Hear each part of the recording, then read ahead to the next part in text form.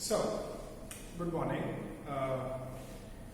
This is where we are going to start our classes in terms of writing better short stories, better narrative pieces, and to start off that, the most important thing that we need to know is nothing but fiction. Now, fiction is a very indispensable part of our lives. I think every day we take help of a lot of fictional things in our daily conversations, in our daily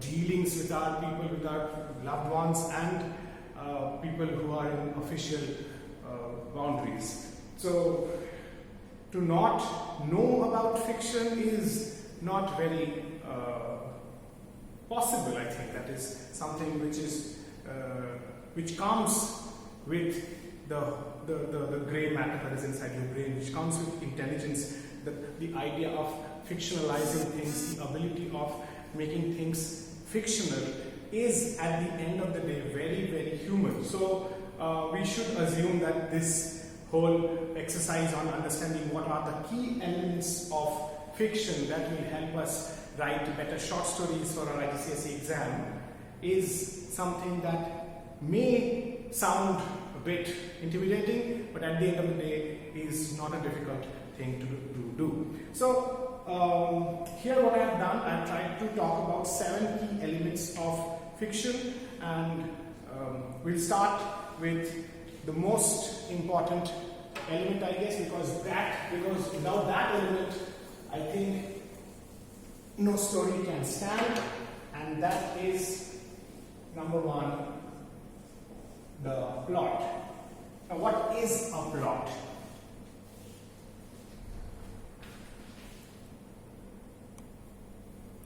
Right, so plot is about the causal sequence of events. It is also about how a short story will be structured.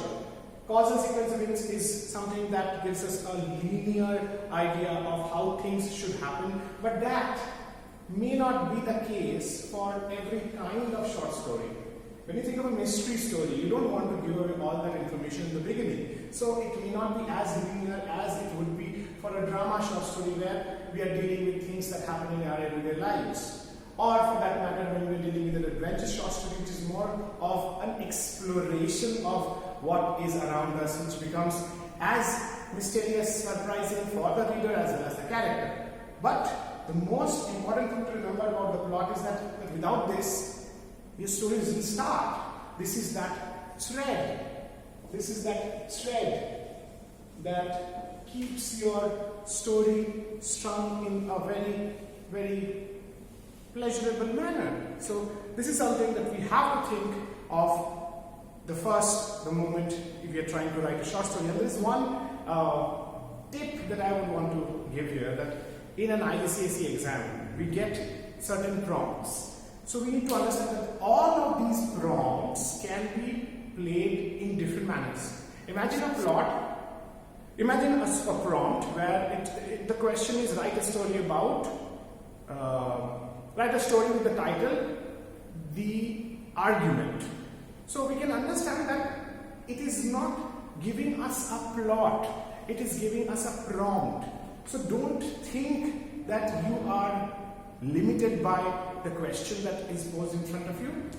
Remember that the question is something that you can explore in your own way, and you just have to make sure that your plot is meaningful, practical. By practical I mean it has to be possible to be written within 1 hour, 500 words. So all that is supposed to be thought. We'll come to that more as we go deep into this topic, but it's just that I wanted you to remember that please do not feel that the prompt that comes in your exam is something that you cannot play with. If the plot is not a prompt, remember this. We'll move on. Right, so there is something that we also need to know about the plot, that is, it is mostly a 5-part thing, where this is a very famous way to remember that this free tags analysis, this guy who's free tag, who made it, who basically took it from a very age-old intellectual in our history, Aristotle, who came up with the idea of that how every drama should have 5 acts. And this is more of an exploration, more of an extension from that idea that every short story or every story, every fictionalized narrative story should have 5 parts to become a meaningful written piece. But let us look at the names first.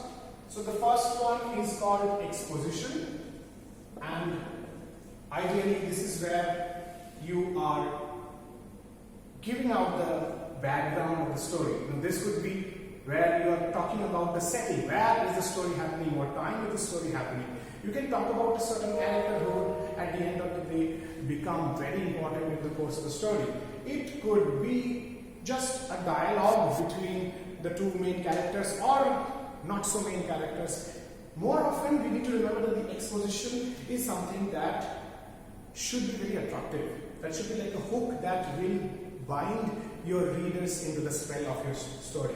But as I said, it is something that depends on your plot, depending on what kind of story you're writing, and that is how you decide what will you have in the beginning. Will you have the description of a setting or a character or a dialogue, or maybe bang with the end.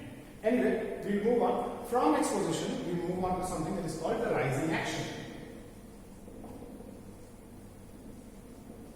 So this is where, after you've painted the background of the story, after you've given what is behind the story, this is where we are moving towards the problem, which is here in the third part, which is supposed to be the most tense part of a story, which is known as climax.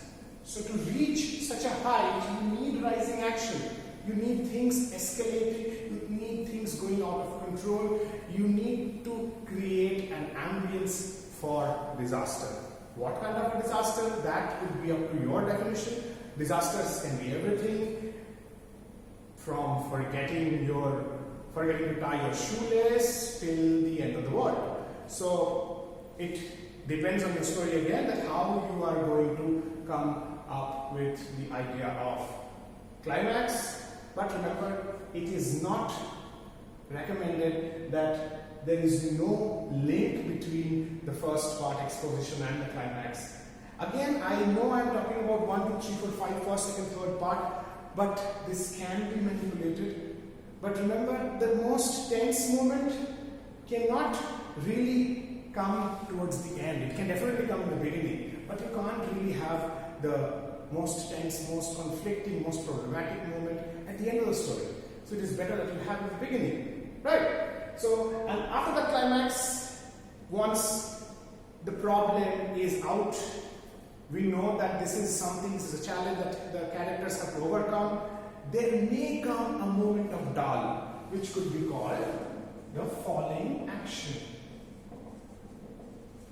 Again, this may not be very properly, prominently understood in the span of 500 and 600 words, but it is just that feeling that at times may happen depending on the plot, depending on the story, depending on the characters, depending on the problem. If the problem is too complicated, so much so that it cannot be solved in the span of 500 or 600 words, then this may not appear. Or this falling action could be like, if you remember what happens in Lord of the Rings. In Lord of the Rings, they know that what is to be done. They know if that is not done, what calamity, what catastrophe will come up. But they are also not able to do it very quickly. So what they're doing things, they're planning things, they're going. Sam is moving towards the great lake of fire. But it's all happening where the reader, the audience, is not sure of what may happen at the end. Right? And that is where, in a way, if you see, the story becomes a bit less interesting. You may say, because nothing is really happening, we have a goal, we have a plan, and we are going forward, it's taking time. It can happen. It can happen if you have a very ambitious story in your hand. If you have a plot that is difficult, if you have a problem that is difficult to solve, it may so happen that you are not able to come up with a conclusion at the end of 600 words, which is your maximum extendable word limit. You cannot really go beyond 600 words. So within that, if you are not able to solve the problem that you've created, you have to kind of elongate, prolong your following action and show that yes, there is a plan and things are being followed up, and there will be a point of time when they will be successful, but you just cannot show that in 600 words. And it will be alright if there is a sense of ending, but not a proper resolution to the problem that was there. It's alright, absolutely alright, but you should make sure the sense of ending is felt. That yes, I can close the story now. Maybe there is a possibility of a sequel later on, but you don't have to bother about that. Your task ends with that point. And with that, we all know that the last part is definitely called conclusion. We always expect a nice ending that gives us satisfaction. All human beings, we all want things to end properly. Of course, we want things to start very properly also, but without a proper sense of ending, it just becomes very difficult for us humans to be satisfied. So this is something you cannot ignore. I have seen a lot of stories where the conclusion is either absent or is amazingly abrupt. A few lines before, a few sentences before I was in the climax, and then suddenly I see the story is ended. This generally happens because you don't have time or you don't have words. So please be very careful about this. This will make or break your short story.